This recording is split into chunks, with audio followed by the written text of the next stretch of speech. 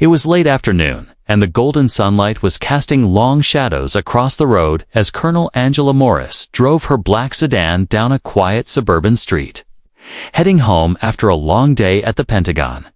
She was still in her crisp military uniform, her badges shining faintly in the light. Years of service had taught her to remain calm in every situation, whether it was a high-pressure meeting or a tense battlefield. She was thinking about the dinner she planned to cook, the phone calls she needed to return, and maybe even a quiet evening with a book. Her calm was broken when she noticed flashing red and blue lights in her rearview mirror. A police cruiser was tailing her closely, the siren giving a short burst before the officer signaled her to pull over. She frowned slightly, puzzled. She wasn't speeding, her registration was up to date, and she had done nothing to break traffic laws. Still, without hesitation, she eased her car onto the side of the road. As she came to a stop, she rolled down her window and placed both hands on the steering wheel, a habit ingrained in her from years of discipline and training. Two police officers stepped out of the cruiser. One was tall, broad-shouldered, with a face that seemed permanently locked in a look of suspicion. The other was younger, his movements sharp and quick, almost restless. They approached her car slowly, their eyes scanning her from head to toe. License and registration, the older one demanded without a greeting. His tone was clipped, almost aggressive. Angela kept her voice calm and steady. "Of course, officer." She reached slowly toward her purse, retrieved her wallet, and handed over her driver's license and military ID. "Here's my license. And my military identification. I'm Colonel Angela Morris, U.S. Army." The younger officer glanced at the ID, but didn't seem impressed. "What's this supposed to mean?" he said with a smirk. "It means I've served my country for over 20 years, Angela replied evenly. "I've just come from a meeting at the Pentagon." The older officer didn't respond right away. He looked at her license, then at the car, and then back at her. "Step out of the vehicle," he ordered. Angela's brows furrowed slightly. "Is there a problem, officer?" "Just step out," he repeated, his hand hovering near his belt. She obeyed, moving slowly and deliberately. The air was cool outside, and she could feel the eyes of a few pedestrians on her as they walked past, curious about what was happening. Angela stood tall beside her car, her posture naturally straight from years in uniform. The younger officer circled around to inspect her car while the older one stayed in front of her. "Where are you coming from?" he asked. "I told you, the Pentagon," Angela said calmly. He narrowed his eyes. "Why would someone like you be at the Pentagon?" She tilted her head slightly. "Someone like me?" He didn't answer. Instead, he gestured to the younger officer, who returned with a shake of his head. "Nothing in the car." The younger one muttered. Angela was starting to understand what was happening. It wasn't about a traffic violation. This was about something else, something in their tone, their body language, the way they were looking at her. But she kept her composure. Years of commanding troops had taught her that losing your temper only gave the other person power. Without any explanation, the older officer stepped closer. "Turn around, hands behind your back." Angela's jaw tightened. "Are you arresting me?" "Detaining you," he said curtly. She knew the difference, and she also knew the rights they were violating. But for now, she complied. The cold metal of the handcuffs clicked around her wrists. A small group of people on the sidewalk stopped to watch. Some whispered, others pulled out their phones. Inside, Angela felt a mix of frustration and disbelief. She had faced enemy fire in foreign lands. It stood before generals and heads of state, and yet, here she was, being treated like a criminal on the side of a quiet American street. Still, her face showed none of it. Her calm, almost unreadable expression remained the same one she wore in the most dangerous moments of her career. As the younger officer began rifling through her car without asking permission, Angela spoke again. "You're making a serious mistake? Is that a threat?" The older officer asked sharply. "It's a fact," she replied, "and soon you'll understand exactly how serious it is." They didn't realize it yet, but those words would be the first signal of the storm about to come. For now, they thought they were in control. For now, they thought this was just another stop where they could flex their authority. What they didn't know was that the woman standing before them, handcuffed yet unshaken, had the power to make a single phone call that would change their lives forever. And that moment was coming much sooner than they expected. The metal of the handcuffs was cold and tight around Angela's wrists, but she didn't flinch. The older officer gripped her elbow and guided her toward the back of the police cruiser, his steps firm, almost as if he wanted to remind her who was in charge. The younger officer followed behind, still looking through her car as if he expected to find something, anything, to justify what they were doing. A few pedestrians had stopped now, some holding up their phones to record. Angela noticed them out of the corner of her eye. In a different situation, she might have spoken up, told them to keep filming, to make sure everything was documented. But right now, she stayed silent. She wanted to see just how far the officers would go without realizing who they were dealing with. The older officer opened the back door of the cruiser and motioned for her to get in. She looked at him steadily. "Before you put me in there, you might want to call your supervisor." He smirked. "Not how this works, ma'am. We'll call who we need to call when we decide it's necessary." Angela stepped into the back seat without another word. The door shut with a heavy thud, locking her inside. The air was cooler in the cruiser, the faint smell of leather mixed with the scent of disinfectant. She sat straight, her hands resting behind her back, her mind already moving 3 steps ahead.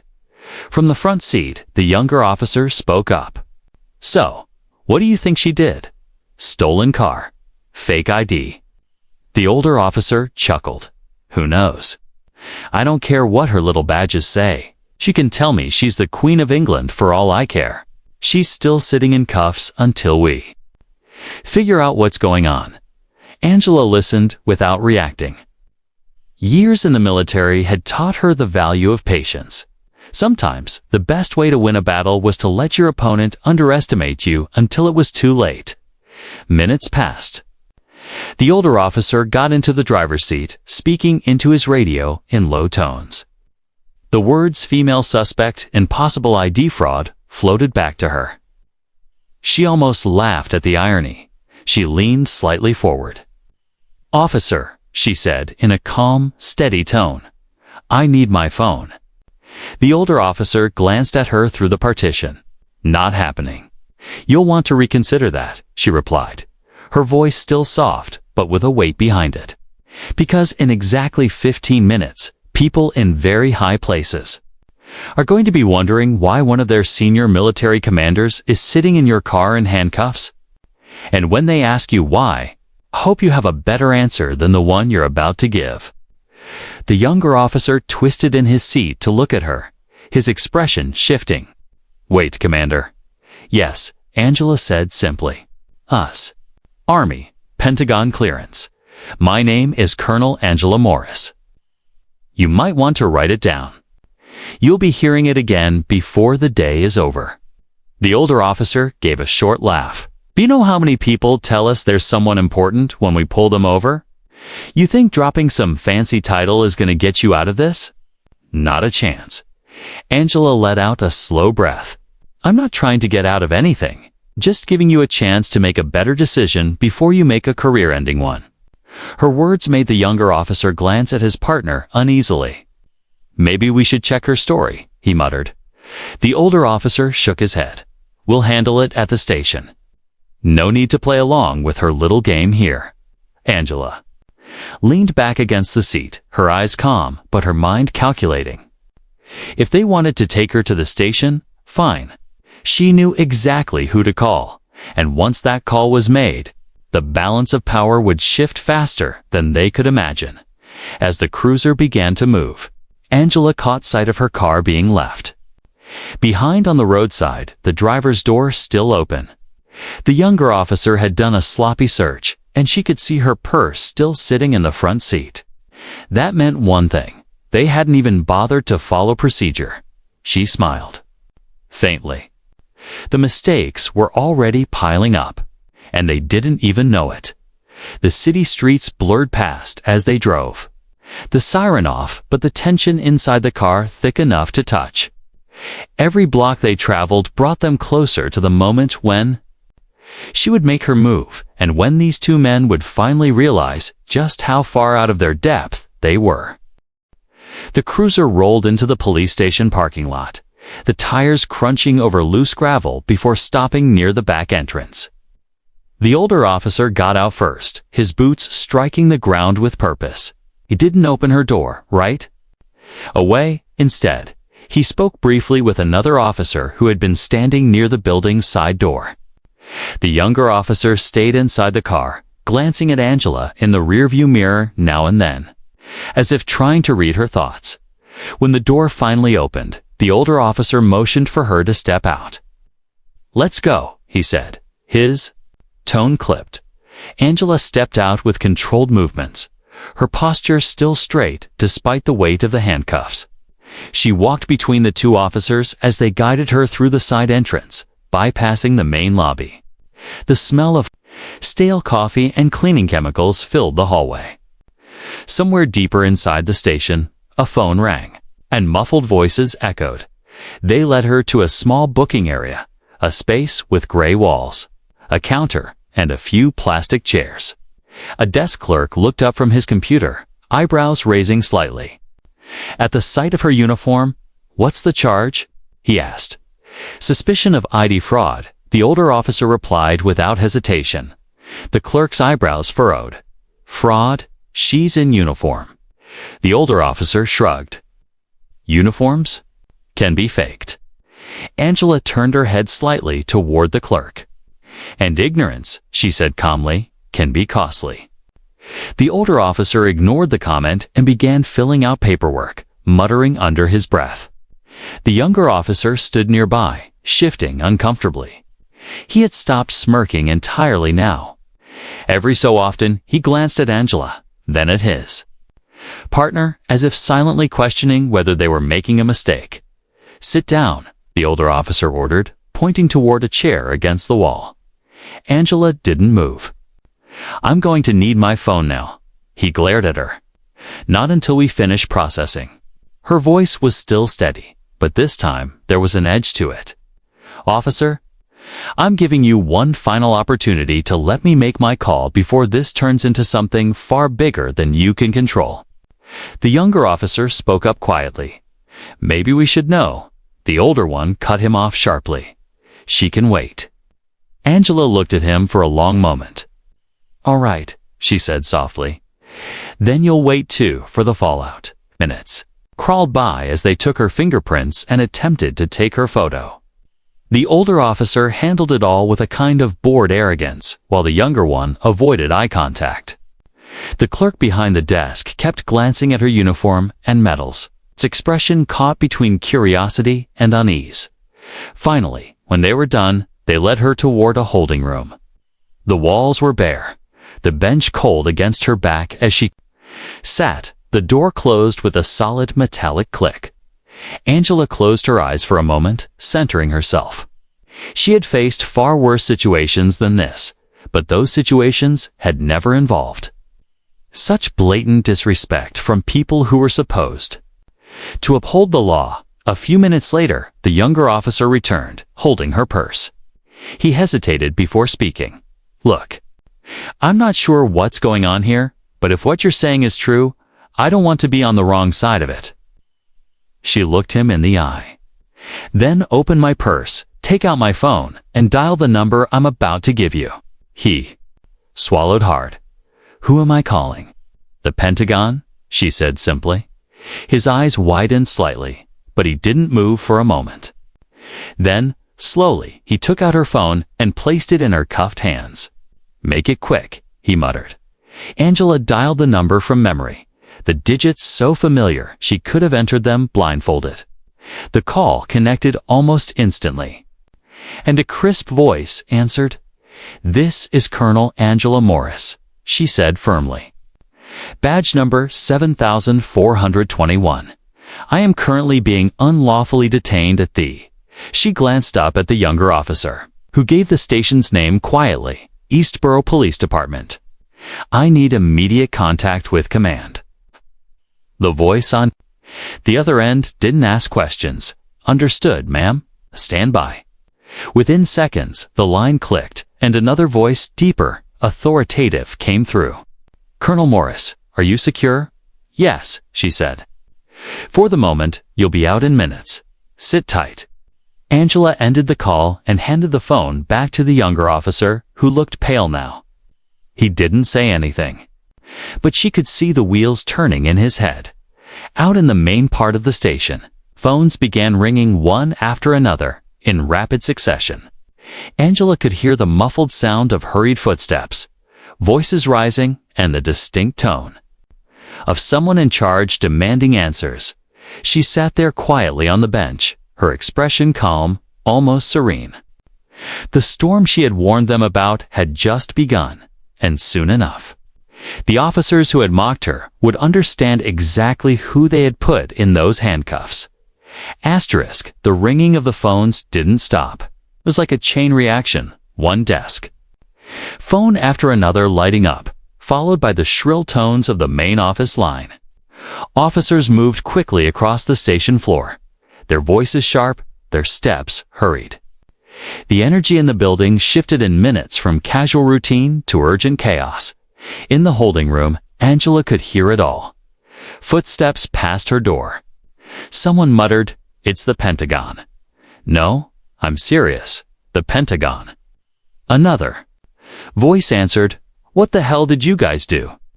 The younger officer reappeared first, his face pale, his eyes darting toward her. He didn't say a word, but she could see the tension in his jaw. He knew this was spiraling beyond anything he had imagined.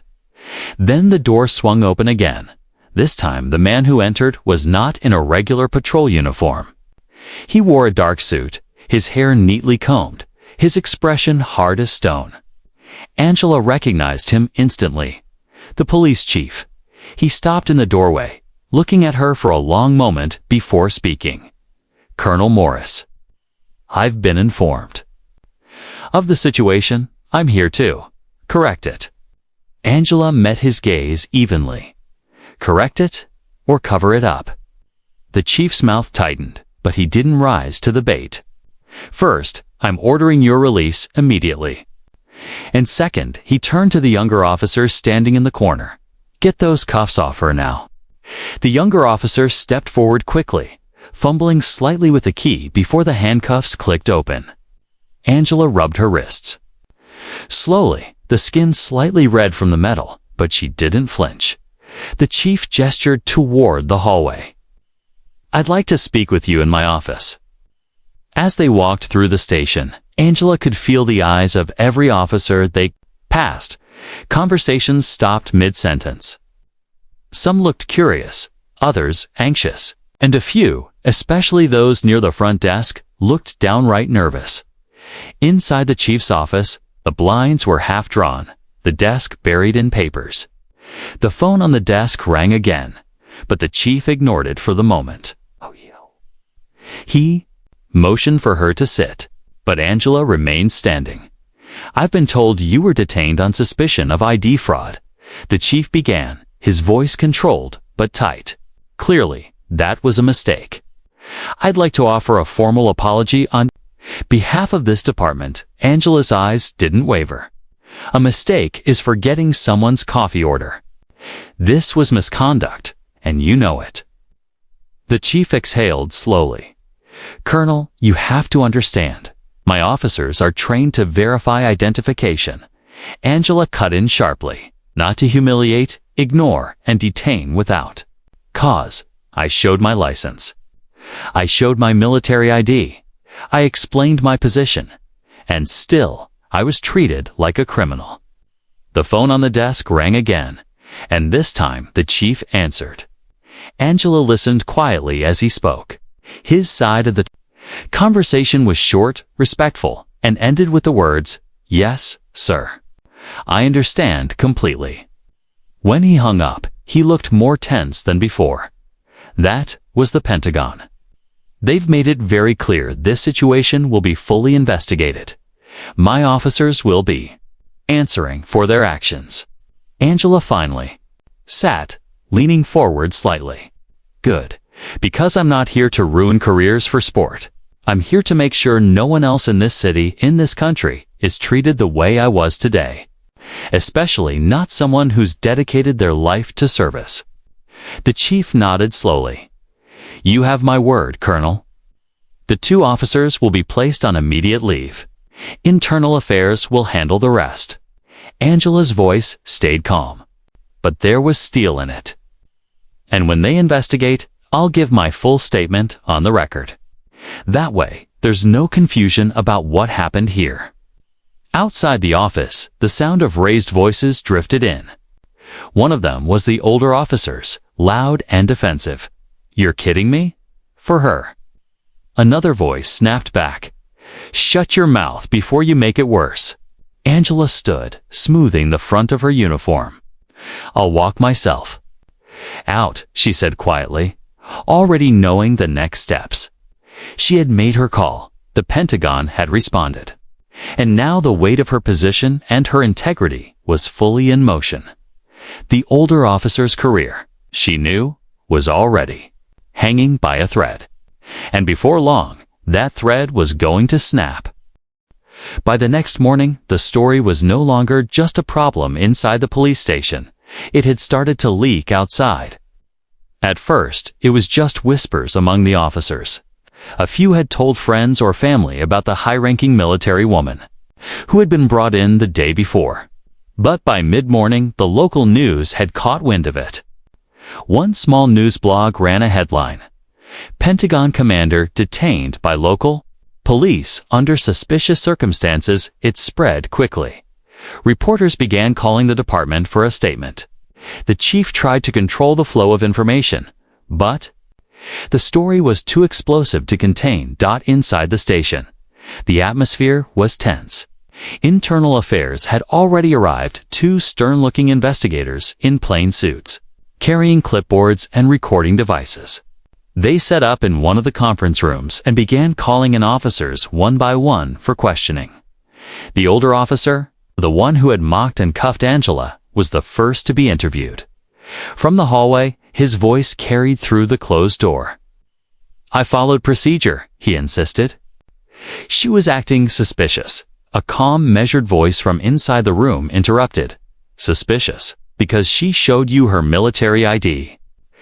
There was silence, followed by a nervous shuffle of papers. The younger officer went in next.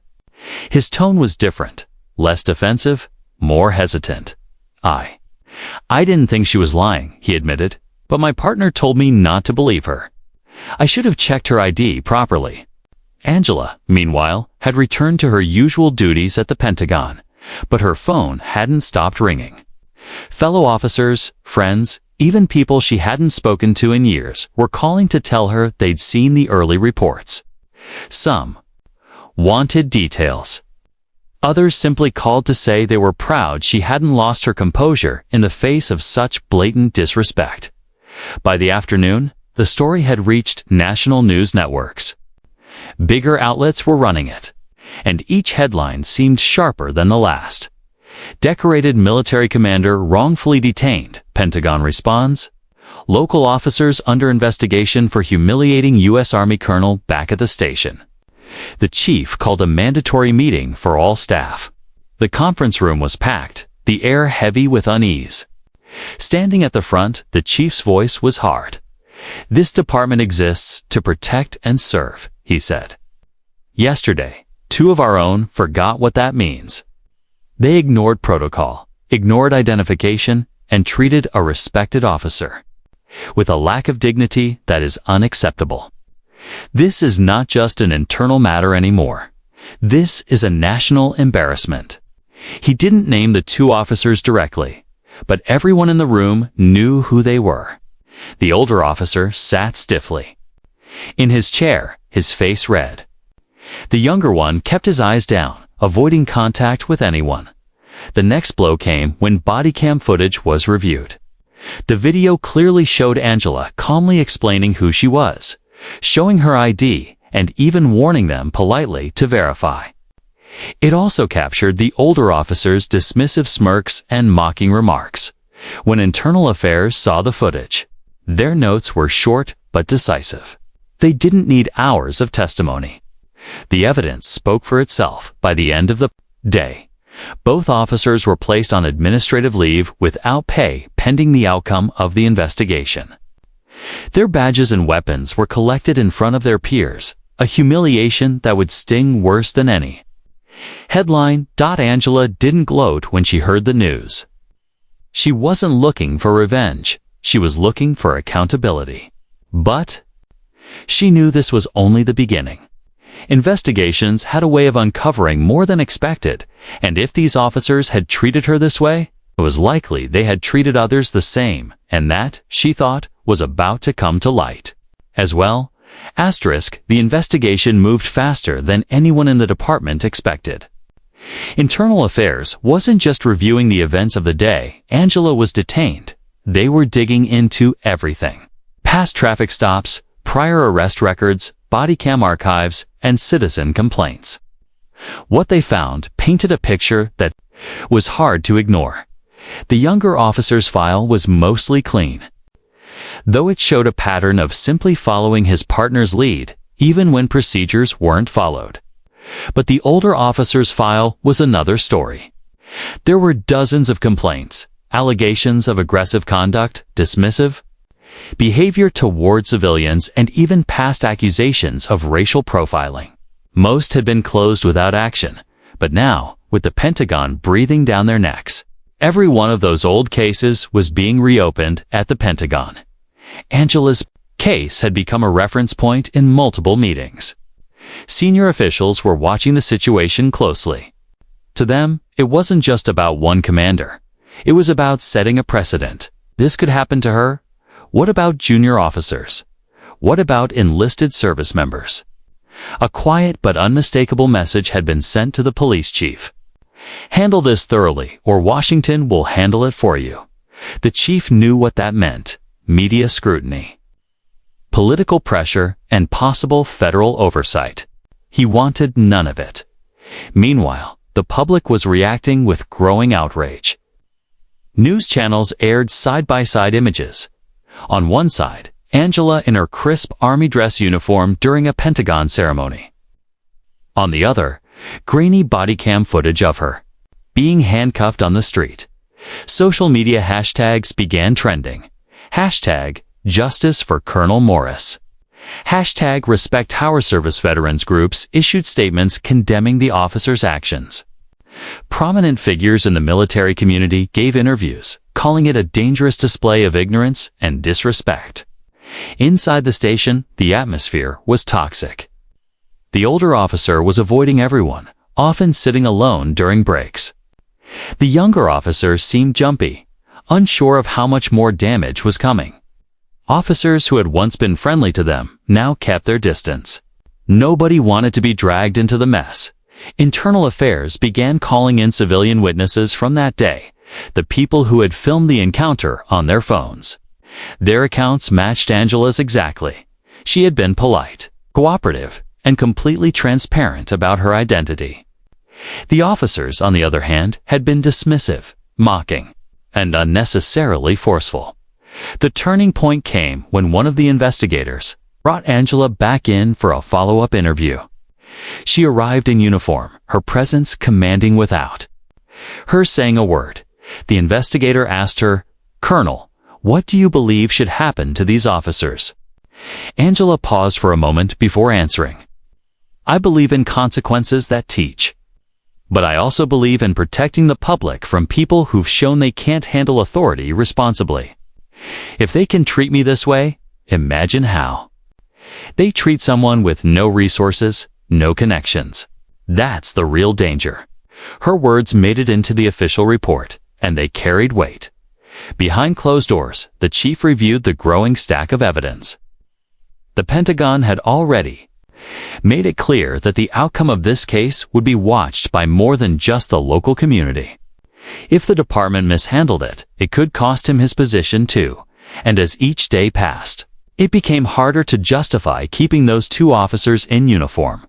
For the older officer, the writing was already on the wall. For the younger one, the only hope now was cooperation, and even that might not save his badge. The storm Angela had warned them about was no longer coming. It was here. The day of the final decision arrived with a heavy silence in the police station. Every officer knew the results of the internal affairs investigation were about to be announced, and nobody could ignore the tension hanging in the air. Conversations were short, movements were slower, and all eyes seemed to glance toward the chief's office every time the door creaked open. In the conference room, the blinds were drawn. A long table stood in the center, papers neatly stacked at one end. Pitcher of water and empty glasses at the other. The chief stood at the head of the table, arms crossed, waiting for everyone to take their seats. The older officer entered first, his jaw tight, trying to hide the nervous energy in his steps.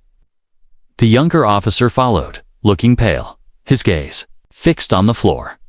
A few other senior staff members filed in, along with the two internal affairs investigators. When the room settled, the chief spoke. "I've reviewed the findings. The evidence is clear, and the consequences are unavoidable." His voice was steady but cold. "Officer Daniels, you are hereby terminated from the Eastboro Police Department, effective immediately. You have violated department policy, failed to follow procedure, and shown conduct unbecoming of this profession." A sharp silence filled the room. Daniels, the older officer, clenched his fists, his face turning red. For a moment, it looked like he might argue, but the investigator's stern expressions kept him quiet. The chief turned to the younger officer. "Officer Lewis, while your record shows no history of misconduct, you failed to intervene or verify the identification presented to you. That is a violation of duty. You are suspended without pay for 6 months. Upon return, you will be on probation for 1 year under direct supervision." Lewis's shoulders slumped. He nodded slowly, still not looking up. Daniels stood abruptly, knocking his chair backward. "This is a joke," he spat. "All over one decorated United States Army colonel," the chief cut in sharply, his voice rising. "A colonel who showed you her ID and was still treated like a criminal. This is no joke, Daniels. This is your career, ending today." As Daniels stormed out, the room stayed quiet. The sound of his boots echoed down the hallway until it faded into the distance. The investigators began gathering their files, and one of them spoke softly to the chief. "The Pentagon will be informed of the final actions. They'll be satisfied with this outcome." Outside the building, a cluster of reporters had already gathered. Cameras and microphones were ready, the news vans parked along the curb. They had heard rumors that the decision would be announced today, and they wanted it on record. Angela arrived at the station shortly after the officers had been dismissed. She stepped out of her car in full uniform, the medals on her chest catching the light. The reporters immediately turned their attention to her. "Colonel Morris, how do you feel about the outcome?" one called out. She paused, her expression calm but firm. "This isn't about how I feel," she said. "This is about accountability. Yesterday, it was me. Tomorrow, it could be someone without a voice. What happened here sends a message. Authority must be handled with responsibility and respect. Without that, you have no trust, and without trust, you have no service." Her words made the evening news almost instantly. Clips of her statement played alongside footage of the officers leaving the station. Daniels with his badge in an evidence bag, Lewis with his head down. Avoiding the cameras by the end of the day, the headlines were everywhere. "Officer Fired after wrongfully detaining Army Colonel Pentagon commander speaks out on police misconduct in the city. The story wasn't just news, it had become a warning. The events that started with flashing lights on a quiet street had ended in a public lesson about respect, power, and the consequences of ignoring both. And for Angela, the battle was over. But its impact would last far beyond the station walls. Asterisk. Weeks had passed since the public firing of Officer Daniels and the suspension of Officer Lewis. But the ripples from that day were still moving through the city. The Eastboro Police Department was not the same place it had been before Colonel Angela Morris was stopped on that quiet street.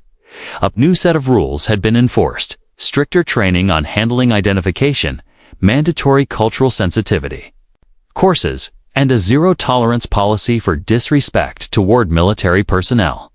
But the changes didn't stop there. The chief had ordered every officer to review body cam footage of the incident as part of a department-wide training session. No one could pretend it hadn't happened, for Daniel's life after the badge was harsh. Without the shield of the uniform, he found doors closing quickly. His attempt to join a smaller police force in a neighboring town failed when they learned why he'd been fired. Word had spread.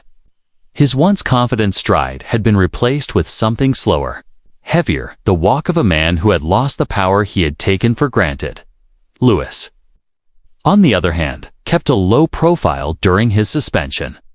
He began attending training on his own, trying to prepare for the day he would return. Privately, he admitted to a fellow officer that he regretted not standing up to his partner that day. Could have been different, he had said quietly. Angela, meanwhile, returned to her work at the Pentagon with the same focus and discipline as always. But she noticed the difference now. Strangers stopped her to shake her hand. Veterans sent her letters thanking her for speaking out. And young service members told her she had inspired them to demand respect wherever they went. One afternoon, she received a formal invitation from a national veterans organization to speak at a conference about leadership and standing up against abuse of authority. She accepted standing on that stage weeks later, looking out at hundreds of men and women in uniform. She told the story. Not for applause, not for sympathy, but to remind them of a truth she believed deeply. Respect is not a gift you give when it's convenient. It's the foundation of service in the military, in law enforcement, in life. Her words drew a standing ovation. Back in Eastboro, people still remembered the day a simple traffic stop turned into a national headline. It became a story parents told their kids, not as a tale of fear, but as proof that calm, strength, and truth could outshine arrogance and abuse. Angela never drove down that same street without remembering the flashing lights, the cold cuffs, and the moment she warned them, "You're making a serious mistake." She had been right, and in the end, that mistake had not just ended careers. It had changed an entire department, and for those who still wore the badge in Eastboro, the message was clear. Some people you stop will forget your face by tomorrow. Others will make sure you never forget theirs. Months later, life in Eastboro seemed to have moved on, at least on the surface. The news vans were gone, the public outrage had quieted, and the daily routines of the police department had returned. But beneath that calm, the aftershocks of what happened to Colonel Angela Morris were still being felt. The department's leadership had undergone changes.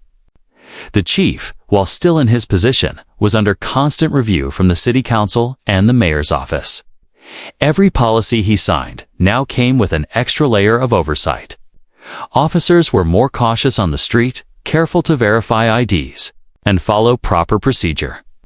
Some said they felt watched. Others admitted it was the best thing that had happened to the department in years. Angela had not spoken publicly about the case since her speech at the Veterans Conference, but her name still carried weight.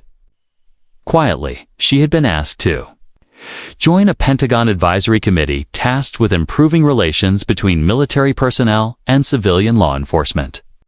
She accepted not for personal gain, but because she wanted to make sure what happened to her would be less likely to happen to others. On the committee, she worked with generals, policymakers, and even retired police chiefs.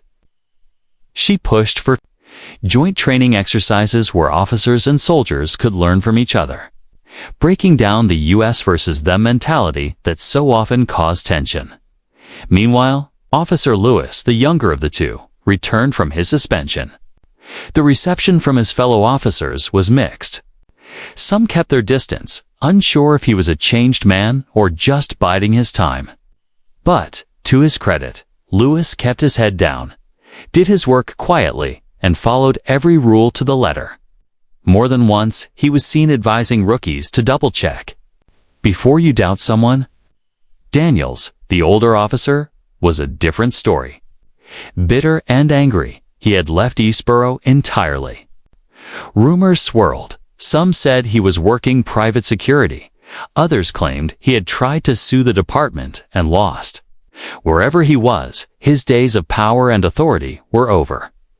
6 months after the incident, Angela received an envelope in her Pentagon office. Inside was a handwritten letter from a young Army recruit. "Ma'am, I saw what happened to you in the news.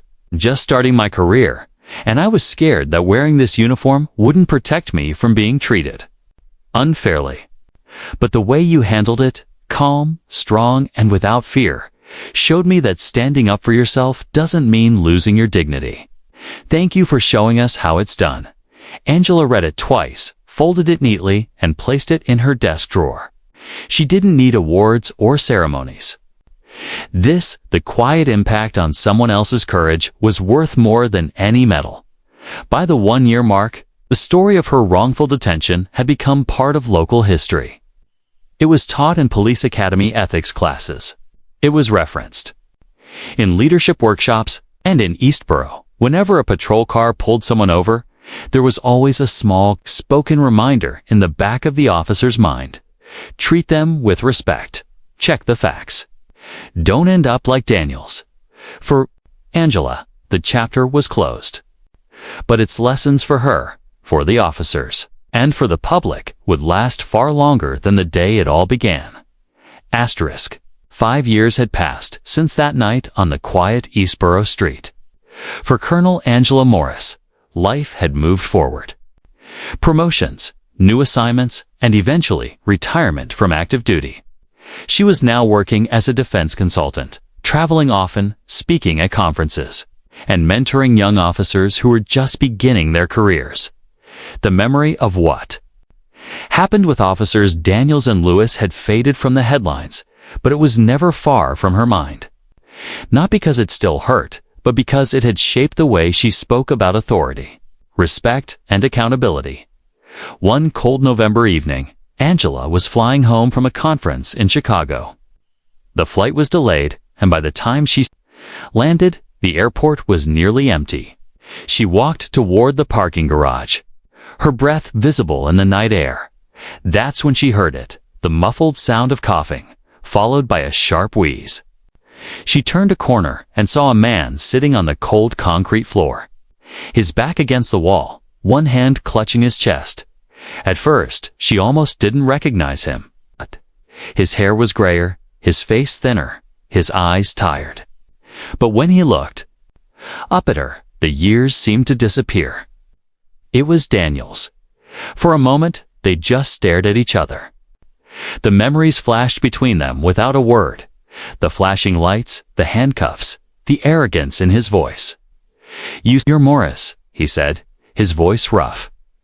She nodded slowly. "Hugh, you're Daniels." He gave a bitter laugh that quickly turned into another cough. "Guess you're still winning."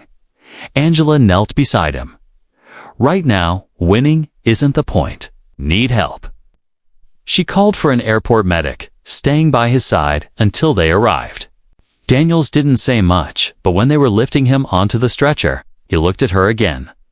"I lost everything after that day," he said quietly.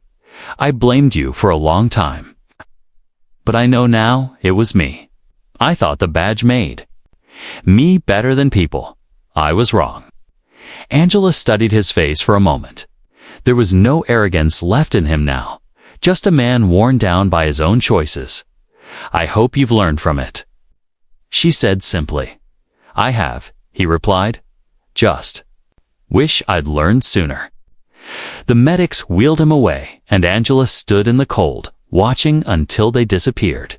She didn't feel triumph, and she didn't feel pity, only a quiet understanding that life had a way of bringing people full circle. As she walked to her car, she realized something. The story that had started as a clash between arrogance and dignity had ended not with revenge, but with a moment of humanity. She drove away into the night, knowing that even the deepest mistakes could leave behind lessons. And sometimes, those lessons came back to face you, years later, in the most unexpected places.